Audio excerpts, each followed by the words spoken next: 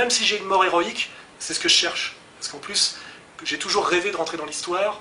Et moi, mon héros, quand j'étais petit, c'était Spartacus. Vous voyez, c'était pas, je rêvais pas d'être patron de l'Express, hein, cette espèce de nain avec une écharpe. Là. Jamais. Donc j'ai exactement la vie dont j'ai rêvé quand j'étais jeune. J'accomplis mon destin. Et comme me le disait Dieudonné récemment, toi et moi, beaucoup de gens ne peuvent pas me comprendre parce que nous avons un destin. Les gens qui ont un destin, c'est très rare. C'est pour ça qu'ils sont obligés de prendre un peu de pognon, baiser 2-3 putes. Parce qu'ils n'ont pas de destin, c'est ça ou rien. Et ils n'ont pas de génie. Ben, Henri Lévy n'avait pas grand-chose à quoi renoncer. Il est nul. Mais moi, j'ai du talent. J'ai du talent pour les idées, le logos. J'ai écrit des grands livres qui sortiront. Voilà, parce que dans la séquence 90-2010, il n'y a personne. Il y a même Nab, tellement il n'y a personne. Vous voyez ce que je veux dire? Je relativise. Il y a moi, il y a Dieudonné, il y a un peu Nab, peut-être Dantec pour 3 miettes. Bon, Zemmour, on le remettra. Voilà. Mais je veux dire, il n'y a personne. En réalité, c'est pas les mecs de Canal+ qui vont survivre. C'est pas Bruno Gassio qui va rester. Enfin, je veux dire, c'est évident. Donc de toute façon, je suis dans la petite histoire déjà, c'est sûr. La grande, ça dépend de ce qui va se passer demain, s'il y a un processus révolutionnaire qui s'enclenche dans tout l'Occident, parce que ça peut péter de partout, hein, je le dis dans mon bouquin. Et s'il y a un processus révolutionnaire, il peut m'arriver des tas de choses. De me faire buter, mais d'être aussi Robespierre, ce qui d'ailleurs est monter et descendre. Et j'ai déjà signé pour tout ça. Je suis un fan de Robespierre depuis l'adolescence, et ça ne m'a jamais gêné l'idée de monter à l'échafaud avec Saint-Just, etc. Jamais.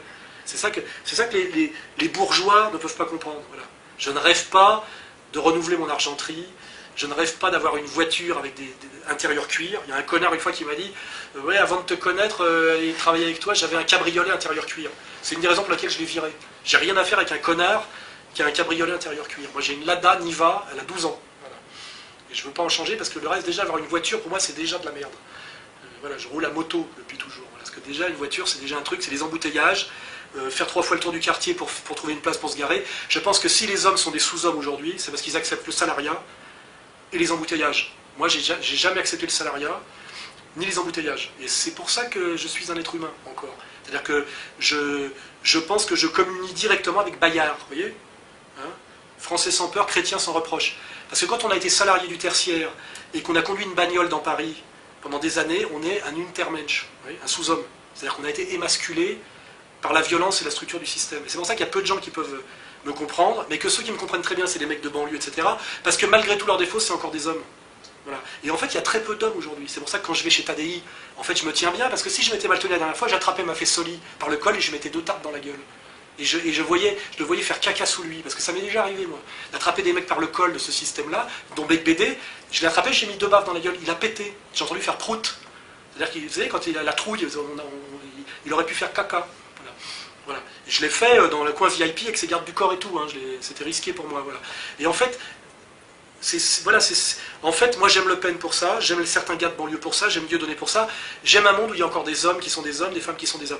Tous ces merdes là, ces animateurs à Canal+, ces machins, ces trucs, ces politiciens professionnels, UMPS, machin, etc., c'est des Untermensch, voilà, au sens, il n'y a pas besoin, pas au sens national-socialiste, au sens, je dirais, audiaresque du terme, voilà.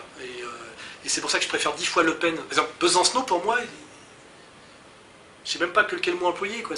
Et un jour, je me retrouvais face à lui, physiquement. Je vais l'attraper un jour, en tête à tête. Et j'aurai mes gardes du corps pour bloquer les siens. Je vais dire, maintenant, on va s'arranger tous les deux, je vais rigoler, parce que je ne vais même pas le frapper. Mais je vais lui montrer, je veux qu'il se voit tel qu'il est, une petite merde trouillarde, tu vois, qui fait genre, on fait le ménage dans les manifs, il m'a envoyé des mecs sur la gueule, je ne sais pas combien de fois. Et ce mec-là, en tôle, il fait les pipes et le café, vous voyez, il sait même pas. Il tient 2 heures en garde à vue avant de se mettre à chialer, appeler sa mère. J'ai vécu tout ça, moi je le sais, des mecs qui se mettent à chialer en garde à vue, hein, et qui sont prêts à tout signer, tout ce qu'on leur demande, etc. Voilà. On est dans un monde où pour exister socialement, quel que soit l'argent que vous ayez, etc., vous devez avoir mis vos couilles dans le coffre de l'oligarchie, vous voyez. En fait, c'est ce que me disait un mec, il y a que des chapons. Voilà. Et moi, ce qui heurte, quand les gens me disent je suis vulgaire, violent, sur les plateaux de télé, c'est que je suis encore un homme.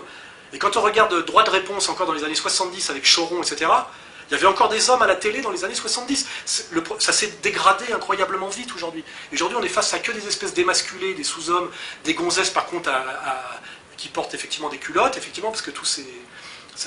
voilà, il faut qu'il y ait des sous-hommes pour qu'il y ait des surfemmes, etc.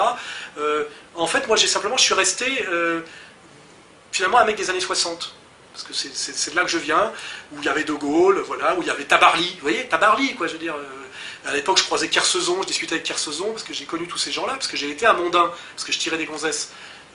J'étais un prédateur, j'ai raconté ça dans mes romans, hein, tout est dedans.